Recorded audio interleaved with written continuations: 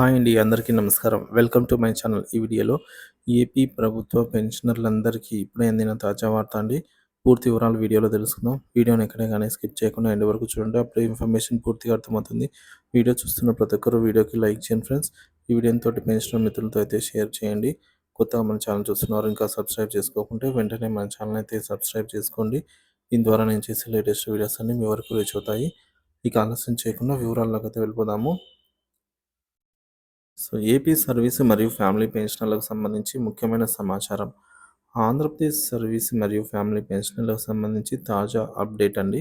పెన్షనర్లకు ప్రాధాన్యత గల అంశాలను స్పష్టంగా తెలియజేస్తుంది. ముఖ్యంగా ఇప్పుడు మనకు డిసెంబర్ నెల పెన్షన్ల చెల్లింపులు, పే గురించి మరియు డిఆర్ సంబంధిత మార్గదర్శకాలన్నీ కూడా పరిగణలోకి తీసుకోవాల్సిన అంశాలుగా ఉన్నాయి. ముందుగా మనము డిసెంబర్ నెలకు సంబంధించి పెన్షన్ గురించి అప్డేట్ చూద్దామండి. డిసెంబర్ నెల పెన్షన్ వివరాలు. పెన్షన్ చెల్లింపులండి. సీఎఫ్ఎంఎస్ ద్వారా డిసెంబర్ పెన్షన్ బిల్లులు సిద్ధం చేసి ఎస్టీఓల ద్వారా ఆమోదానికి అయితే పంపించారు. అంటే మనకు డీడీఓలు బిల్లులు అప్లోడ్ చేయడం అయితే కంప్లీట్ అయిపోయింది. చాలా వరకు బిల్లు ఎస్టీఓ గారి చేత అప్రూవల్ పొంది వెయిటింగ్ ఫర్ ఫండ్ క్లియరెన్స్ స్టేజ్లో అయితే ప్రజెంట్ బిల్లులు ఉన్నాయన్నమాట. అంటే డీడీఓల చేత ఇక్కడ మనకు బిల్ అయితే అప్లోడ్ అయిపోయింది, కంప్లీట్ అయిపోయింది. ఎస్టీఓ గారు కూడా ఆల్మోస్ట్ అన్నీ కూడా అప్రూవల్ చేసి ప్రజెంట్ మనకు బిల్ నెంబర్స్ జనరేట్ అయ్యి పే స్లిప్స్ అనేవి మనకు 29 డిసెంబర్న అయితే జనరేట్ అవుతాయండి. ప్రస్తుతానికి కొన్ని బిల్లు అయితే చాలా వరకు వెయిటింగ్ ఫర్ ఫండ్ క్లియరెన్స్ స్టేజ్లో ఉన్నాయి. పే స్లిప్స్పై ప్రధాన అంశాలు. ప్రతి పెన్షన్ వారి యొక్క పే స్లిప్ గురించి తెలుసుకోవాల్సిన ముఖ్యమైన విషయాలు.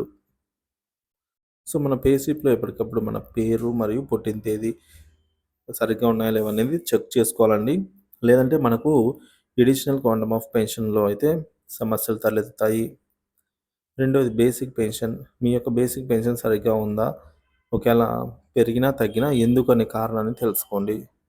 నిరంతర పరిశీలన.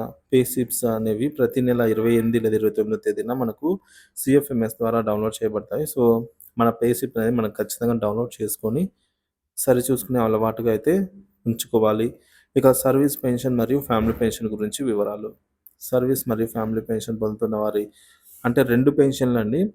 ఇక్కడ ఒక ఉద్యోగి తన యొక్క సర్వీస్ పెన్షను, తన స్పౌస్ యొక్క ఫ్యామిలీ పెన్షన్ పొందుతున్న వారికి ముఖ్యమైన సమాచారము.